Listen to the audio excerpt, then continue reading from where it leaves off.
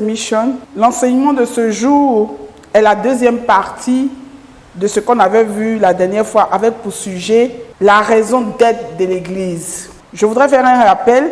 Nous avons vu en première partie que l'Église était une maison de connaissance, le lieu où on devait apprendre la parole de Père, c'est-à-dire ses principes, ses lois et régulations, ce qui impliquait la croissance spirituelle des uns et des autres. Et dans ce grand thème, nous avons aussi vu comment comprendre, parce que le livre de Père, qui est les Saintes Écritures, qu'on appelle communément la Bible, n'est pas un livre commun, un livre ordinaire. Vous ne pouvez pas lire et comprendre sans l'assistance du Saint-Esprit. D'où l'importance de pouvoir collaborer avec le corps du Christ afin de changer les informations et de suivre correctement la parole de Dieu. On a parlé de ça et on a parlé aussi de Grand 3, c'est l'Église qui nous aide à apprendre pour vivre une vie meilleure, pour mieux nous comporter dans ce monde méchant. Et en Grand 2, nous avons vu que l'Église est ta famille spirituelle. Il est important justement de participer à une communauté chrétienne. Parce que la famille spirituelle prime sur la famille biologique. Vous comprenez? Si vous vous rappelez le livre de Jean chapitre 1, versets 12 à 13, qui dit que à tous ceux qui l'ont reçu, c'est-à-dire le Christ, il leur a donné le pouvoir ou alors la permission, la possibilité, le droit de devenir des enfants de Dieu. Et au verset 13, il dit que la Bible dit, ce n'est ni par la chair, ni par le sang, ni par aucune volonté humaine, mais seule la volonté de Père. Donc ça veut dire que le corps du Christ, la famille spirituelle, prime sur la famille biologique. D'accord? Et dans ce cas-là, nous avons vu en petit 1 comment bénéficier d'une assistance mutuelle et d'un réconfort. Il est important. Je ne vais pas aller en détail parce que nous avons déjà fait chercher à voir nos liens sur YouTube. Et 2, on a vu que l'Église était un lieu d'édification. L'Église, ce n'est pas les 4 murs, c'est le corps du Christ, c'est les membres que nous sommes qui formons l'Église. Donc ça veut dire que partout, nous pouvons nous réunir, même dans la rue, nous pouvons nous réunir. Parce que la Bible dit que là où 2 ou 3 sont réunis, au nom du Christ, au nom du Seigneur et Sauveur Yeshua, il est présent. Donc aujourd'hui, nous allons voir le grand 3. Le grand 3 et le grand 4. Grand 3, l'Église est un lieu d'accueil et d'assistance. D'accord? Parce que, rappelez-vous de la parole de Yeshua qui dit dans Matthieu chapitre 22, verset 39, que nous devons aimer notre prochain comme nous-mêmes. Et si nous devons aimer nos prochains comme nous-mêmes, ça veut dire que nous devons prôner l'amour. Nous devons assister les autres. Parce que nous souhaitons qu'on nous assiste en cas de besoin, n'est-ce pas? Donc, ça doit être réciproque. Comme Jean chapitre 7, verset 12 l'a dit. La façon dont vous voudrez qu'on vous traite, traitez les autres pareillement. Comme pour dire que ce que vous donnez, c'est ce que vous recevez, n'est-ce pas? Donc, en petit 1, la maison de Dieu est le seul endroit où tout le monde est bienvenu. Tout le monde, sans discrimination, sans favoritisme, sans discrimination de race, d'ethnie, de rang social, éducatif, etc. Donc nous sommes censés accueillir tout le monde dans le monde chrétien. Nous sommes censés accueillir tout le monde dans la maison. Si nous disons que l'Église que nous dirigeons en tant que premier responsable, si nous disons que l'Église est le corps du Christ, ça veut dire que nous n'avons aucune autorité sur cette Église-là.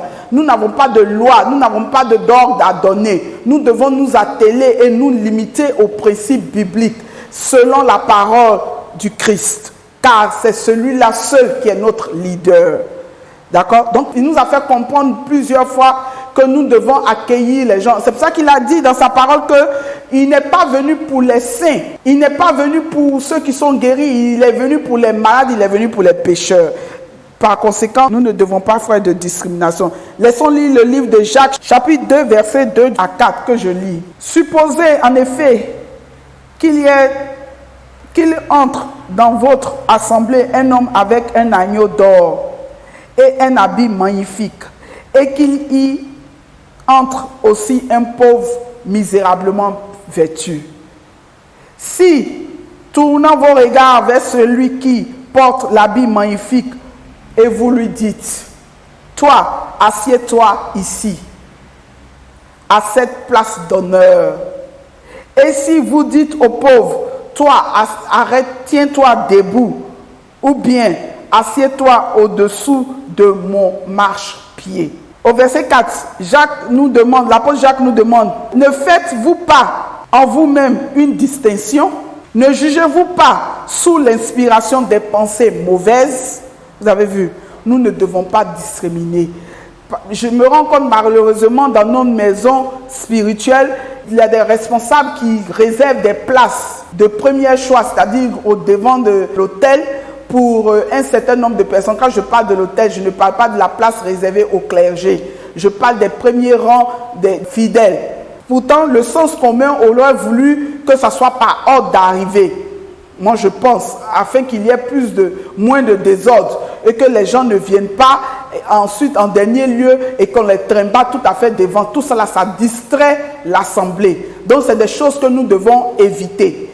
Nous devons apprendre à être disciplinés. Nous servons le Dieu de discipline. Par conséquent, nous ne réservons pas de place devant pour certaines, pour X ou Y, parce que c'est celui-là qui donne plus d'argent, c'est celui-là qui a plus de responsabilités. Non, c'est pas cela. Prônez l'amour. Parce que devant le Christ qui est mort pour toi et moi, il est aussi mort pour les riches que pour les pauvres. Il est aussi mort pour les blancs que pour les noirs. Il est aussi mort pour les bien éduqués et les non éduqués, les analphabètes. Donc c'est pour nous tous qu'il est mort. Il a fait ce sacrifice pour que chacun de nous soit sauvé. Par conséquent, nous ne devons pas faire de discrimination ni de favoritisme. Je parle de favoritisme lorsque on a des postes à l'église. Au lieu de consulter le Saint-Esprit, ou carrément on fait fi de la parole du Saint-Esprit, on fait fi du choix du Saint-Esprit et on décide par affinité. Quand le pasteur, quand il s'agit par exemple de choisir la responsable des femmes, on prend automatiquement la femme du pasteur. C'est quelle loi qui l'indique? Quand l'homme est pasteur, sa femme devient automatiquement pasteur. Quand l'homme est révérend, sa femme devient automatiquement révérend. C'est pas normal, c'est pas sérieux. Vous avez compris? Attelons-nous juste à la parole de Père. Car la Bible dit que c'est le Saint-Esprit qui choisit. C'est le Saint-Esprit qui décide. Par conséquent, nous n'avons pas le droit de porter des choix personnels. D'accord? Rien ne dit que ton époux ou ton épouse a été appelé pour servir. Écoute plutôt la voix du Seigneur Yahweh. Écoute plutôt la voix de notre Seigneur Yesaya, le Christ, afin de ne pas nous tromper. C'est pour cela qu'il y a beaucoup de frustration dans les églises. C'est pour cela que les gens, le corps du Christ change au fur et à mesure, les nombres diminuent. Parce que nous avons beaucoup de frustration. Nous avons beaucoup de laissés pour compte. Nous avons beaucoup de marginalisation. Ce qui n'est pas juste, mon frère. Ce qui n'est pas juste, ma sœur. L'Église